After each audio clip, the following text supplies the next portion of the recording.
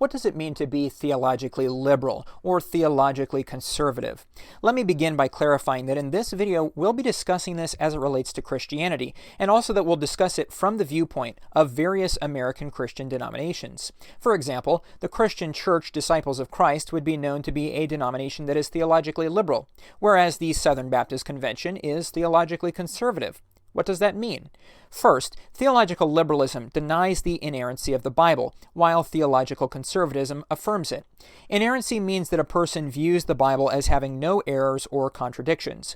The Bible can contain poetic parts, it can contain historical parts, it can correctly quote someone who is lying, it can have passages that different people interpret differently. But in the final analysis, there cannot be any part of the Bible that we identify as being incorrect. This also means that if the Bible presents something as historical, we aren't allowed to decide that it's mythologized or simply allegorical. Unless there is compelling internal understanding of the text that shows that we're reading something non-literal or poetic, we should accept the plain sense of the text. Theological liberalism, however, does not accept inerrancy. There can be a broader set of views in this camp. Some would claim that the Bible doesn't have errors, but that they don't want to use the term inerrancy because of what proponents of inerrancy believe. They would say that people who believe in inerrancy take the Bible too literally. So the Bible is not in error, but it contains sections of myth that literalists claim to be history, or it presents the creation story as an allegory, but theological conservatives force us to treat it as a literal account. A second view is that the Bible is itself not the Word of God, but that it is the Word of men, and contains some of the words of God. So the men messed up some of the time, they were contradictory, but if you sift through, you will find the truth. Other views are that the Bible becomes the Word of God as it speaks to the heart of the reader, or that the Bible is free from error on matters of doctrine, but not in areas of history. This isn't a video on inerrancy, so I won't go further on that right now, but you can see how the inerrancy is a starting point for what we'll go on to discuss. Take, for example, the Bible's teaching on divorce and remarriage. Romans 7 in the New Testament says, "The woman which hath an husband is bound by the law to her husband so long as he liveth, but if the husband be dead, she is loosed from the law of her husband. So then, if while her husband liveth she be married to another man, she shall be called an adulteress. But if her husband be dead, she is free from that law, so that she is no adulteress, though she be married to another man." A Christian denomination that teaches that the Bible is inerrant will be obligated to accept this statement, and their teaching on what makes an acceptable divorce or remarriage will have to handle the passage as meaning exactly what it seems to mean. Often, theological conservative denominations will release position papers on divorce and remarriage, comparing all the biblical passages and then making statements on what is allowed and what is not. What a theological conservative denomination cannot do is say that the relevant passage was just Paul's opinion, or that it simply reflected the social views of the time, or that the passage is not spoken by Jesus and therefore not binding.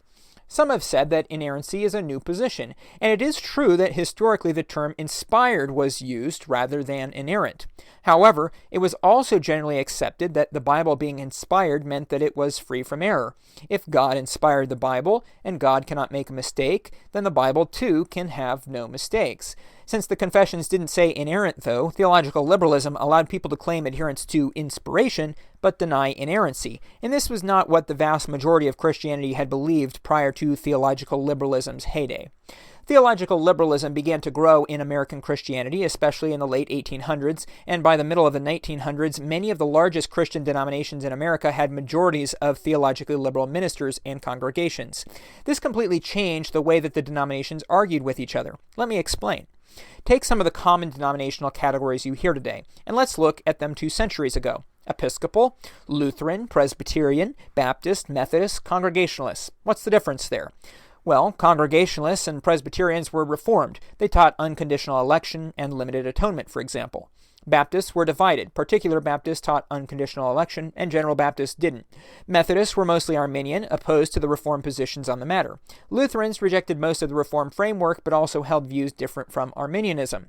Baptists and Congregationalists had only congregational church polity, no synods or presbyteries, no bishops. Episcopalians had episcopal polity, as did many Lutherans and Methodists. Presbyterians had Presbyterian church polity. Each denomination would defend their polity as the best, or perhaps even the only acceptable, option. Additionally, many of these denominations had confessions. These are documents that present the denomination's position on a wide area of theological topics, and especially attempt to clarify and nail down their beliefs on areas that other Christians disagree on. Congregationalists had the Savoy Declaration. Presbyterians had the Westminster Confession. Lutherans had the Augsburg Confession. Episcopalians had the 39 Articles of Religion. Particular Baptists had the London Baptist Confession of Faith. In the late 1800s, these denominations began to also fight over their views of end times. As premillennialism had a resurgence in America, some who had become known as fundamentalists would argue that it was the only literal and acceptable biblical position. Others, like most Presbyterians, would argue strongly against the premillennial, especially the dispensational premillennial position, as being incompatible with their faith. And how are these arguments conducted? Whether in books, in person, or from the pulpit, each denomination would appeal to biblical evidence and possibly also the tradition of Christianity as expressed in the historic confessions or practice of the churches. There are plenty of books and videos that discuss what caused the rise of theological liberalism. German rationalism and higher criticism played a part, acceptance of evolution and the supposed incompatibility of inerrancy with contemporary science, and so forth. However, the result was that by the mid-1900s, inerrancy wasn't the prevailing view in theologically liberal churches, and most of the mainline churches in America had become theologically liberal. What this led to was a broadening orthodoxy in those denominations. What I mean is that in the past, in a Presbyterian church, it was orthodox to believe in limited atonement. Christ's death atoned for the sin of the elect. That was the narrow slice of belief on atonement that was orthodox. Views like general atonement, Christ's death atoned for the sin of all people, but only those who believe are saved, or universalism, ultimately all people will be saved, were not acceptable. But the arguments for limited atonement were based on a literal reading of the Scripture, and for a theologically liberal denomination, if they were going to allow differing views on the literalness of the Genesis creation account, for example, why not on atonement too? You can see where this is going, because the next question is, why not on the polity of the church too? And why not on views of end times?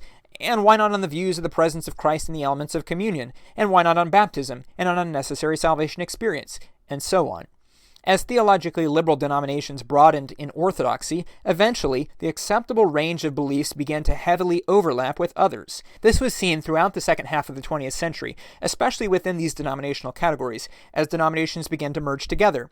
For Lutherans, the United Lutheran Church in America, American Lutheran Church, and Association of Evangelical Lutheran Churches merged together into the ELCA in 1988. For Methodists, the Evangelical United Brethren Church and Methodist Church USA merged into the United Methodist Church in 1968. In 1983, the Presbyterian Church in the U.S. and Presbyterian Church in the United States of America merged together into the Presbyterian Church USA. Other reasons for these and other mergers can be given, such as previous divisions over slavery being mended in some cases, but any theological arguments that could have prevented merger were smoothed over by the broad orthodoxy of theological liberalism. Then, as the theologically liberal denominations in each denominational category consolidated, there was one step further. Why not cross denominational boundaries too? After all, Presbyterians and Congregationalists aren't all that different in their theologically liberal form. In 1957, the Congregational denomination in the United States, Congregational Christian Churches, merged with the Evangelical and Reformed Church, a Presbyterian denomination, to form the United Church of Christ. Instead of dissolving their separate church structures and all merging together, the theologically liberal denominations all began to sign full communion agreements. Ministers can move freely between denominations. All members can share in the Lord's Supper in each other's church, and so forth. In 1989, the Christian Church Disciples of Christ entered full communion with the United Church of Christ. In 1997, 4 denominations entered into mutual full communion: the United Church of Christ, ELCA, PCUSA, and Reformed Church in America. In 1999, the Episcopal Church entered full communion with the ELCA, and the Moravian Church entered full communion with the ELCA also. In 2009, the ELCA entered full communion with the United Methodist Church. In 2010, the Moravian Church entered full communion with the Episcopal Church. In 2015, the United Church of Christ entered full communion with the United Church of Canada. In 2016, the Moravian Church entered full communion with the PCUSA. In 2018, the United Methodist Church entered full communion with the Moravian Church. In 2019, the Christian Church Disciples of Christ entered full communion with the United Church of Canada. The Episcopal Church and United Methodist Church are currently working on a full communion agreement. Likely, the UMC will be divided into 2 denominations soon, and the more progressive denomination will doubtless secure the full communion agreement.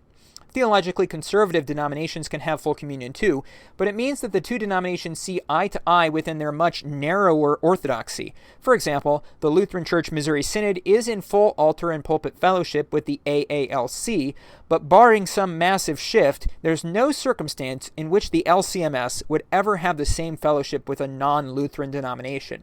So let's go back to the topic of denominational labels: Lutheran, Presbyterian, Congregationalist.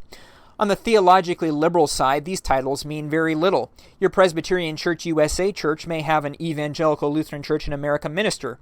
On the whole, a theologically liberal church of any denomination will be more similar to other theologically liberal churches than it will be to a church with the same denominational tag that is theologically conservative.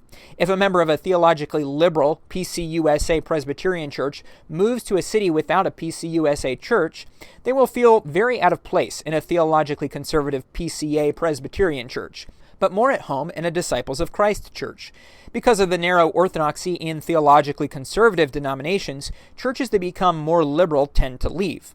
But in theologically liberal denominations, for decades, more conservative churches often remain and gradually become a smaller and smaller minority. So within the Episcopal Church and Presbyterian Church USA, the United Church of Christ, and the Evangelical Lutheran Church in America, there are some churches that are theologically conservative, and certainly there are church members who are.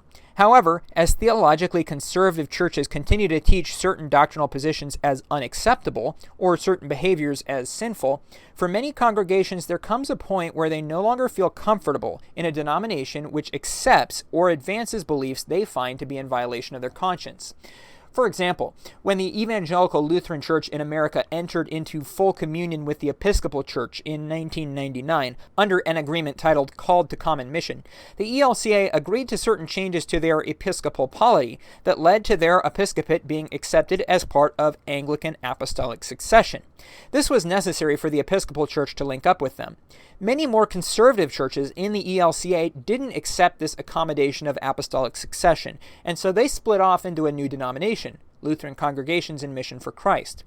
Conversely, congregations sometimes leave in groups from more conservative denominations that they hoped to push more moderate or liberal, but found their efforts rebuffed, such as the Cooperative Baptist Fellowship, which withdrew from the Southern Baptist Convention, with one of the main reasons being their opposition to the SBC's prohibition of women in ordained ministry. A particularly major recent reason for theologically conservative churches to exit their denominations was the acceptance of homosexuality and gay marriage in many of the theologically liberal denominations in the past few decades. So what will be the main differences between theologically liberal and theologically conservative churches?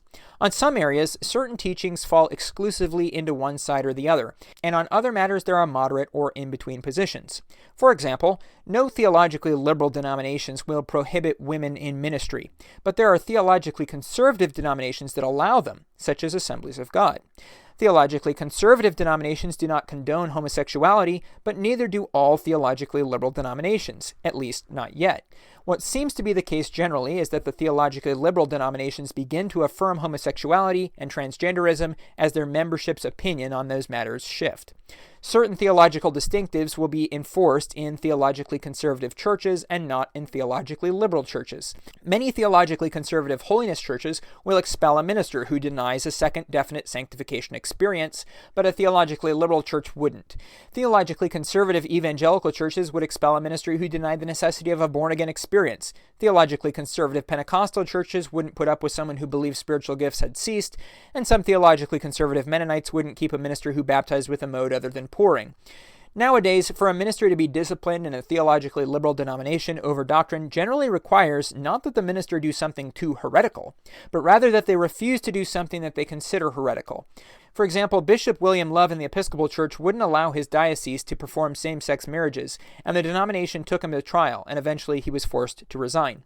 In the 21st century in America, a lot of the hot-button political issues line up so that on many issues, theological conservatives hold the politically conservative position, and the theological liberals hold the politically progressive position. But this is not always the case. particularly because neither side always necessarily wants to use the law to enforce their theological position. An example where theological conservatism generally aligns with political conservatism is abortion. There are also cases where theological liberals hold a politically liberal or progressive position, but some theological conservatives hold it too. This would be the case in some hotly contested issues today, like critical race theory or critiques of capitalism. On other issues, one's political position may not be able to identify their theological position at all. For example, on the issue of foreign involvement in war, there are denominations that teach or allow pacifist or resistant theology that would be on opposite ends of the theological liberal conservative spectrum. The same is the case with capital punishment. There are also many issues where theological conservatives continue to teach something as sinful, but it doesn't necessarily lead to any political action. Today, most who are opposed to drinking alcohol don't push for prohibition, although there are still some who do, and there are many theological conservatives who are politically libertarian, and so while they would not use recreational drugs, they are also in favor of legalizing or decriminalizing the use of them. And there are a whole bunch of areas where theological conservatives disagree. Things like the presence of Christ in the elements of communion, the mode and subjects of baptism, and the place of miraculous spiritual gifts. The question of theological liberalism versus conservatism covers in its scope all of Christianity. So for a broad topic, I've painted with a broad brush. For every example I've given, there are certainly people or groups that are different. And some of you are already prepared to comment that something I have called theologically liberal isn't liberal at all. But that's the nature of the debate. And the lines between being a moderate liberal or a liberal moderate or a moderate moderate or a conservative moderate or a pushing the boundaries conservative aren't always so clear. Within each denomination, those fighting the fight will draw the lines in different places, and that's why it's such a difficult topic to pin down. So for more clarity, you'll have to dig into the beliefs of denominations on both sides. For example, within Lutheranism, watch the video on the ELCA for a liberal example, or on the LCMS for a conservative one. If you want more videos like this one, please like this video so I know it's something you've enjoyed. Subscribe and click the bell to be notified of the latest videos.